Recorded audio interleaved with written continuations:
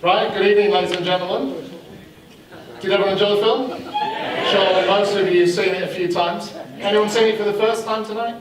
Wow, quite surprised about that. So, the main man, Graeme Park. Not the main man.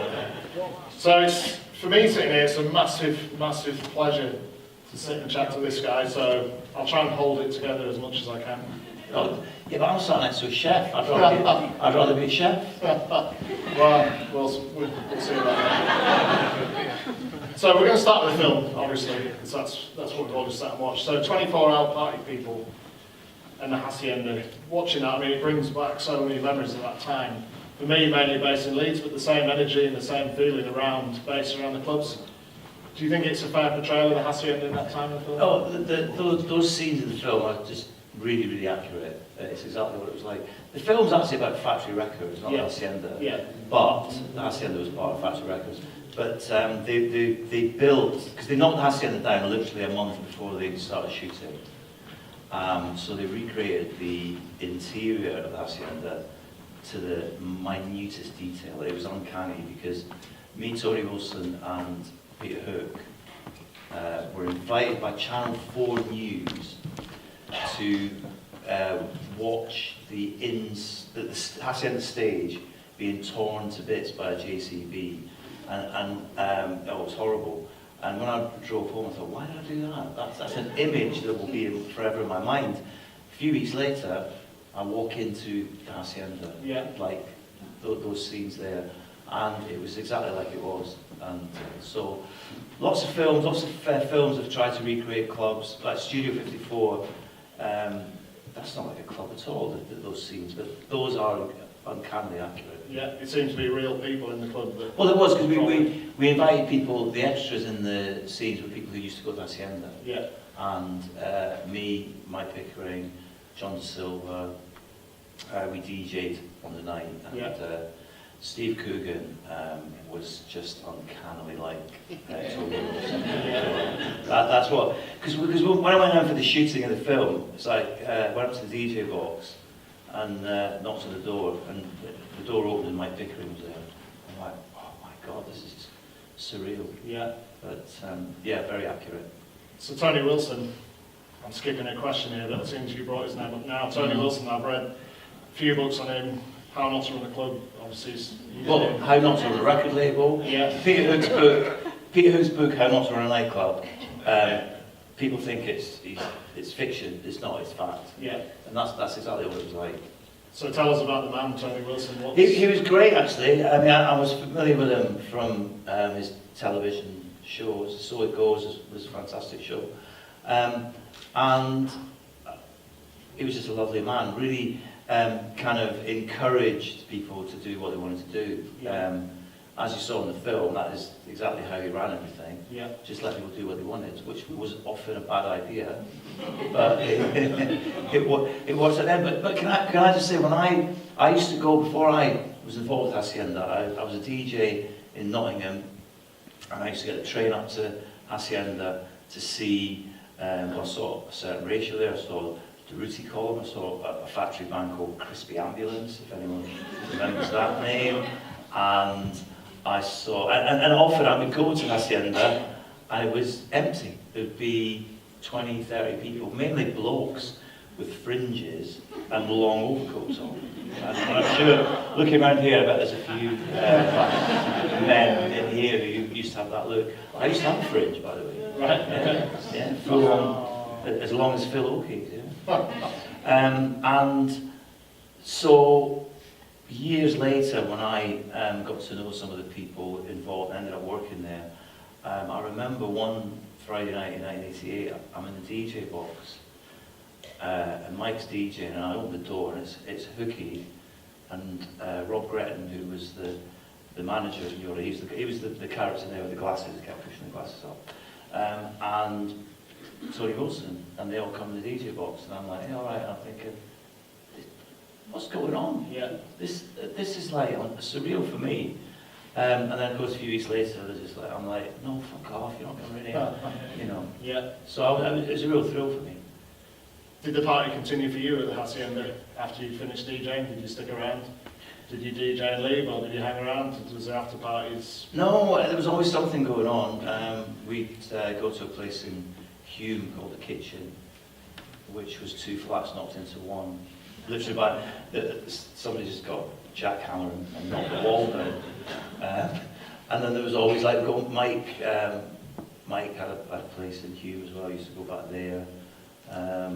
Later on, Mike had a flat on top of the Armadale Centre, which was bizarre. I used to go back there as well. But there was always something going on. Yeah. But you know the irony, the last night in Hacienda, I wasn't there.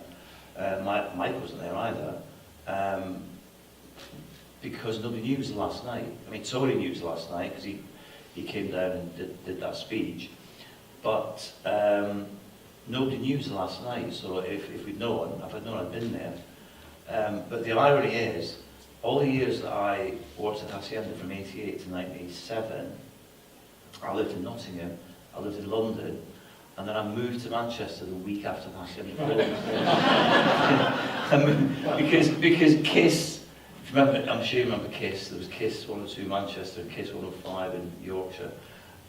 They started in Manchester, and I moved up to do the afternoon show Monday to Friday, thinking, well, I won't have to travel so far to Hacienda, I think. Just touching on what I said earlier, the scene then and the scene now. I mean, I was on the scene then, I'm 42 now, and I still go to the odd Hacienda Classical and stuff like that, but there's such an energy in those days. Do you think that still goes on now for an 18-year-old? Do you think there's somewhere that they go and they have something like that? Because I just don't see it. But I don't think there are lots of great clubs. I mean, if you look at what the Warehouse Project do in Manchester, that is fantastic. I wasn't going to do any plugs, but I will do. There's a Hacienda night at church in Leeds on the 31st of March. Tickets available from your regular ticket sellers. There are great clubs that kind of have echoes of Hacienda in the layout and how basic everything is. Because Hacienda looked amazing, but it was pretty basic inside. Yeah. But I don't think there's that focal point of the Hacienda anymore. You know, when Hacienda closed, the focus kind of went to Liverpool and Cream. In fact, the day after the Hacienda closed, Cream was on the phone to me going, will you come and play for us now? And I was like, well, I suppose I can now. I mean, I couldn't, they always tried to get me to do something in the 90s, but I said, I can't, I'll get lynched. Yeah. But when Hacienda closed, a month later I was doing monthly Fridays at Cream. So you had Cream in Liverpool. And then of course then you had Gatecrash in Sheffield, you had Ministry of Sound in London, where I used to do Friday nights at Ministry of Sound. So you did have those focal points, but all those clubs I mentioned, the people behind them will freely admit that the Hacienda was their blueprint. But you have to realise that the blueprint for Hacienda was actually clubs in New York, because New Order went to New York and recorded albums there and worked with Arthur Baker. And so they were going to the Loft and they were going to Paradise Garage and came back, so that there was that New York influence. Yeah. Because I mean, at the end of the day, everything's connected, really. Yeah. So when it was coming to the end of the Hacienda time, it was affected by gang trouble, which they touched on in the film. Were you aware of that at the time? Did it affect you? Well, see, I never lived in Manchester when I was at Hacienda, but and when you're in DJ box, all you can see is the dance floor. We were me and Mike, 20 feet in the air, and all we were concerned about is the dance floor, because underneath. In fact, actually, there's a question that you didn't ask. How many people here went to the Hacienda? See, that's a good lot. So underneath the balcony, there was like all kinds of shenanigans going on in there. Yeah. And we were told that something had happened, but we didn't really weren't aware of it. And if I went to the toilet, which you had to sometimes, the amount of drink that was going through, I couldn't go to the toilet by the stage because you just get mobbed. Yeah. So Mike and I used to go to the toilet in the basement, down this big old lift. So I wasn't really aware of what was going on. It was just, I remember one Friday, the place emptied about midnight, and we're like, well, we've completely lost our skills now. Yeah. We thought it was us. Yeah. Yeah. So you say that you couldn't go, sorry, did someone? No, you say you couldn't go to the toilet in the club because of people would probably swamp you. Do you still get that now? Can you do that in a random restaurant, or someone come over and say, can I have a selfie? So yeah, you do get a lot of requests for selfies, which I'm always happy to oblige if it's the right moment. So sometimes just before I'm about to play, because you're trying to get in the zone, get your head in the right space, and it's like park it, and then the phone won't work. I know, Android, Apple, Windows phones. I know how they all work. Because I know it's the bloody phone, there you go, see you later. But no, selfies are annoying, but I'm happy to do them. My wife doesn't like them. I've got selfies. Well, she doesn't mind, my wife doesn't mind the selfies of me with big fat sweaty bald bloke.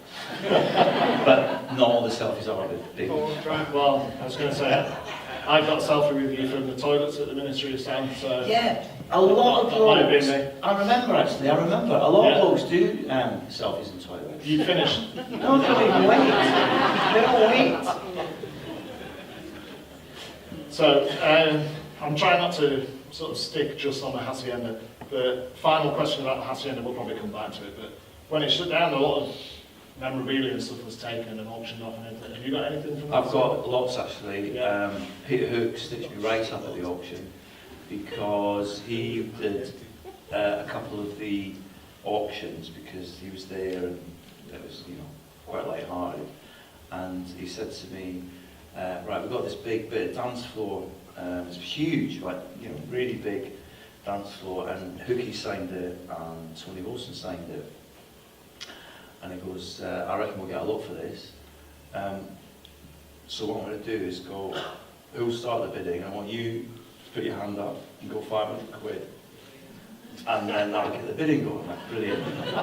So, well, that piece of wood is in my garage. But on reflection, it was worth it. It really was worth it. So, apart from when I stubbed my toe on it. So when we talk about selfies and stuff like that, obviously you do a lot of travelling, especially weekends, which you have done for a long, long time now. How's that? 34 years. I started DJing. Well, 34 years. I started DJing in 1984. Didn't even want to be a DJ. Yeah. It just, I wasn't even asked. I was told by I worked in a record shop in Nottingham, and the owner of the record shop bought a nightclub, and he didn't ask me. He told me I was going to be a DJ, and I played in a band. I said, well, I can't be a DJ, I play in a band. Well, if you're not going to DJ, you're not working in a record shop. When I was 19, yeah, and I loved my job. It was the best job in the world, working in a record shop. So I did it, and after a while I thought, yeah, this is all right, it is. And I'm still doing it now. Yeah.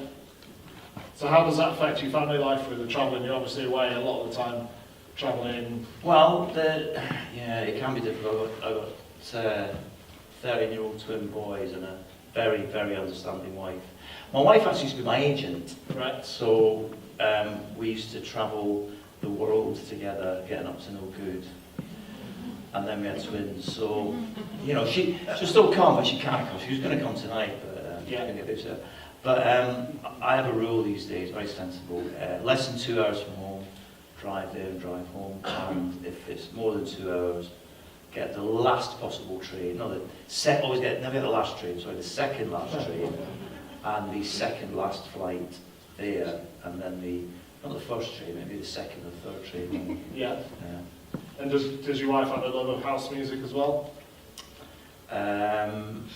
Well, yes. She does. Yeah, she does. But Bananarama. Yeah. Nothing wrong with Bananarama, though. Personally. No. Robert De Niro was waiting. Great tune. So you've got a lot of stories to tell, which we can't possibly fit in tonight, because I've heard your stories, which put me at ease a little bit for tonight. But have you ever thought about writing an autobiography? Have you ever been approached about that? It has been discussed many a time, and I've even had publishers talk to me, but I can't write an autobiography because, for many reasons, my current wife is my second wife, and final, I'm not having any more. My mum and dad are still alive. Yeah. And I hope they are for many years. Some of the people I've worked with in the past, we have had massive fallouts, but now we're all friends again. Yeah. If I'm going to write an autobiography, it has to be totally honest and accurate. Yeah. And I don't want to fall out with my wife, and I don't want to fall out Yeah. with people I'm friends with again. And I think my mom would be appalled. Yeah. I'll tell you what, I'll tell you a quick story about my mom, who used to be a nurse, and when Hacienda started making the front pages of tabloids, you might remember that, and there was several incidents and really kind of over-the-top headlines on the front of the, all the tabloids. And my mum and dad live in Fife in Scotland, and their tabloid of choice, I don't do tabloids, but their tabloid of choice is Daily Record, and there was something about drugs and Hacienda on the front page. My mum was on the phone going, "You don't take drugs, do you?" It's like, "Mum, I'm the DJ at Hacienda. How do you think I could DJ if I was taking drugs?"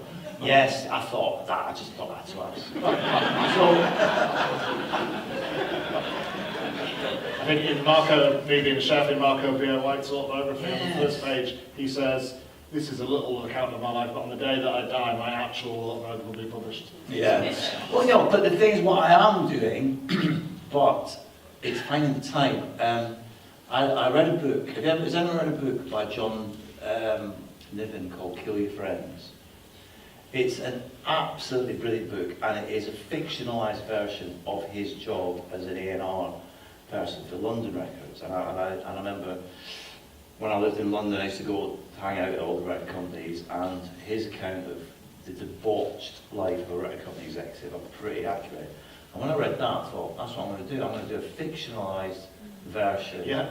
So then you can sprinkle a bit of fairy dust and make things sound a bit more glamorous than they were. Because I think that film, everyone goes, "Oh, it must be really glamorous being a DJ." Well, in the 80s and 90s, hanging out with them lot, it wasn't at all glamorous. It was exactly that. Yeah. People would hit you, people would punch you, there were fights, there were just copious amount of drugs that didn't do anything much for the creative process really, except make you fall out with people.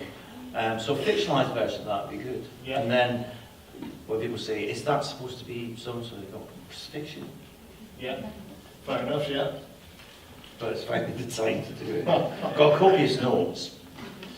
So people nights like tonight and old school sort of reunion nights, people my age and older seem to be flocking to them. They seem to be really massive. Places like we talked about earlier, Clockwork Orange and Hacienda, they're sold out, and it must be strange for you behind the decks looking out the crowd here and seeing people who are 30 years later. I don't think it is strange to see. First of all, tonight, for once on a Friday night, I'm not the oldest person in the room, which is quite good. No, but I've got a theory, right? This generation is the first generation, I think, that hasn't properly grown up. See, I remember my dad and my mum in their early 40s coming to the Garage Club in Nottingham, right? Because they wanted to see me DJing, because my mom used to be a singer in my grandpa's big band, his orchestra, right? And she always said, "Oh, you're doing the modern equivalent of what your grandpa was." So they came to the Garage Club in Nottingham, and my mum and dad were in their early 40s, and they just were like fish out of water. It just really stood out. I didn't know what to do, and my mum was all kind of dressed up. "What are you doing, Mum?" "I'm going out." "Well, not like that, And my dad had slacks and a blazer on, and I'm like, "Oh, Jesus Christ." But then I reached my early 40s and realised that I was nothing like my dad, my mum and dad were in their early 40s, and I'm guessing that that's a common theme from everyone here. Yeah. So acid house and ecstasy have had a lasting effect, because this generation, well, you know what I mean. This generation, if you're 40 plus and you discovered that little magic pill, like so many of us in the room, I guess, probably did, and Acid House, and you made that trip, like so many people did in West Yorkshire, over the Pennines, to the Hacienda. That has had a lasting effect. Yeah. I'm not talking about the ecstasy, because 24 hours it's gone, right? So we get to find out about the lasting effects, probably. Well, that's another thing. We are going to find out about the lasting effects in about the next 20 years, I'd imagine. But so what I'm saying is, when I started DJing in the 80s, if you saw anyone over 40 or even 35 in a club, you go, "What are they doing here?" Now it's just the norm. Yeah. And some gigs I do, so for example, you mentioned Clockwork Orange. When I do a Clockwork Orange night in London, everyone's over 40. But most weekends, the partners I play to, half of them are under 30, half of them are over 30. Yeah. And it's just the norm. Yeah. You know? And for someone who's over 40, it's quite good to be not the oldest person in the room like that. So we've got to talk about Hacienda Classical, because that's become massive. How did that come about, and what was your involvement in it? That came about by accident, really. Just like a daft idea. We should, how it came about, we used to do Hacienda night, club nights at Sankey's in Manchester. And we noticed, over the past 5 years, that the crowd were getting younger and younger, right? And there was less people who actually used to go to Hacienda, coming to Hacienda club nights at Sankey's.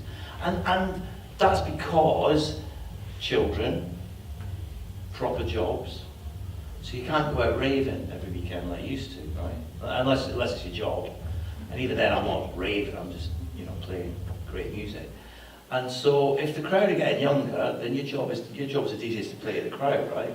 So you start playing to more contemporary stuff, which is as a DJ who's still working every weekend after 34 years, that's great. You want to I became a DJ to play new music alongside kind of classic music, right? So the crowd were getting younger, but the few people who used to go to Hacienda who would come would start whinging. And I mean really whinging. Okay. Come on, man, get some proper classics on. that was the women as well. No, the women. Get some proper vocals on. And you're like, yeah, look, the place is fucking jumping. Just don't worry, we will. And so we're sitting, me, Mike Picker, and Peter Hook, and a guy called Fletch, who's the Hacienda manager, was sat in a bar in a hotel at like 5 o'clock in the morning or something. Going, we need to keep people happy, right? Hacienda as a brand has kind of developed, and you've got a whole new generation want to come in here. It's what we do. How can we keep people happy? And we're all drinking, and then we're being told, you got to leave the bar, we've got to set this up for breakfast in a minute. Yeah, right. And as we're finishing our drinks and going, the lift door opened, and I walked two musicians, with one with a cello and one with another violin or something. And one of us, we can't remember who, was like, "That's what we should do, booking classical concert." And we all got on the lift. I went, fucking hell, you know what? We should. Yeah. And it was Peter Hook who kind of ran with the idea, because when we do Hacienda Classical, there's 100 people on stage. And the costs are just astronomical. So Hookie made it happen, and so Mike Pickering and I chose the tracks, which was actually quite easy, because we thought 20 tracks, so we both came on a list of 20 tracks. 10 of them were the same, so the other 10 we just had a proper debate about. Yeah. And then I ignored what he said, and then created. When I thought I wanted to make a classical version, like a DJ mix, so continuous, because everyone's like, "Oh no, that's not going to work." Oh. But I said, "No, let's try it." So I created the mix of 20 tracks, and then a guy called Tim Crooks scored and arranged it, and then of course they come back and said, there's lots of stuff the orchestra can't do. So I went to the studio and recreated the stuff that the orchestra couldn't do, and then we made a backing track that everyone can listen to. If you see me at Hacienda Classical, I've got 2 pairs of headphones and monitors because I listen to so many things. And then we rehearsed it 2 days before the first show, Right. which was really scary because orchestras don't need to rehearse. They get the music and they go, right, this is what I'm doing. And it just worked. We didn't know it was going to work. And then we did it. It was a one-off at Bridgewater Hall. Did anyone here go to the first one? It was a bit of a shambles, to be honest, because nobody could hear the orchestra. And because we were expecting everyone like this sitting around going, oh, a classical concert, get plotted up and listen to it. It's like a rave. Yeah. And I think there's a lot of people that perhaps had a bit of well, I think a few people popped a few pills before. And me and Mike kept looking at each other going like, what the fuck? But because we'd sold out, we decided to do a second one. And we got the sound right for the second one. Next thing we know, we're doing Royal Albert Hall. Next thing we know, we're doing festivals, we're doing a whole tour, 16 dates. Yeah. Wow. And we thought, oh, we're on something here. And then Hookie said, right, we're going to do it again next year. And I said, right, it's got to be a new set list. But Hookie, who'd already spent a fortune, is like, no, it's going to cost more money. So we can't do the same thing, because I remember it was the Brighton show, 2016, 4th or 5th show, and about 15 minutes in, I'm going like, no, this is all wrong, it's all wrong. It has to be different, it has to be better. And of course, I kept that to myself. I didn't want to like upset the apple cart, because once you score and arrange it, you can't change it, it's set in stone. So I then spent December, January, talking to everyone, picking new songs, then ignoring what they said, and then put together a new mix, which we got scored and arranged. And did anyone see the show last year? Yeah. Was it better than the previous year? Much better, more euphoric. Smack bang in between your eyes from the beginning, because the first show was kind of building up like a DJ mix. This one was bang. So you got to the next bang, bang, bang, bang, bang. You got to the next level this Bang! What?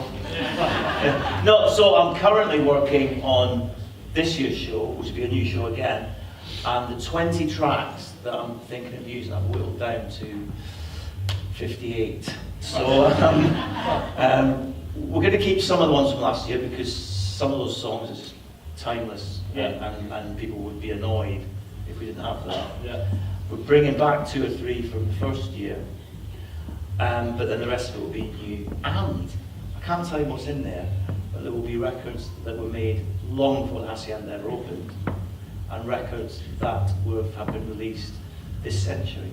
So it's a real, it's bigger. It will be bigger and better. Yeah. I hope it is, touch wood. Otherwise, you'll remind me I said that. So obviously, people who like house music see you as Graeme part of the DJ, classic DJ. There's a lot more strings to the bow that you're involved in. Did you get a singer in there? Singer? Well, I've heard the Did anyone see me sing Blue Monday? Yeah. That's on the list actually. And also that you played keyboard at the Hacienda once in a band, is that true?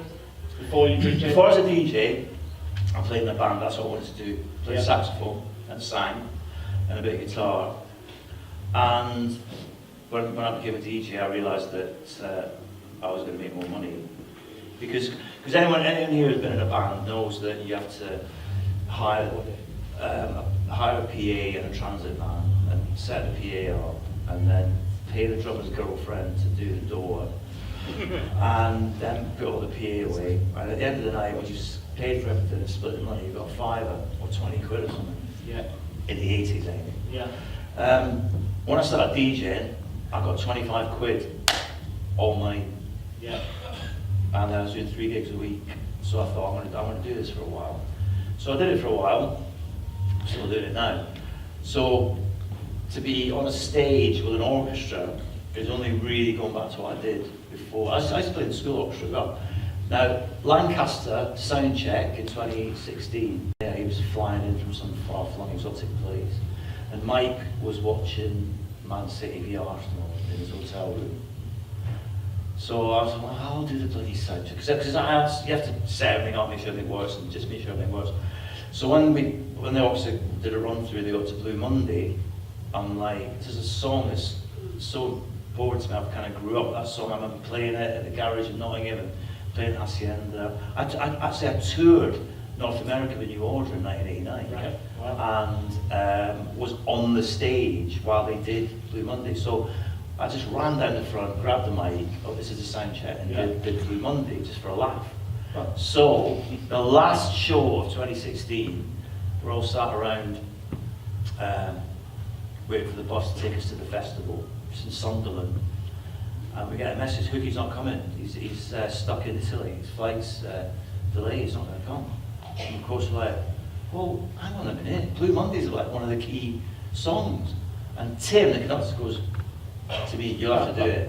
I'm like, no, I'm not doing it. But then, after much cajoling from the choir, it's a gospel choir, they're like, none of us can do it, we're a gospel choir. Blue Monday, how the hell can a gospel singer sing Blue Monday?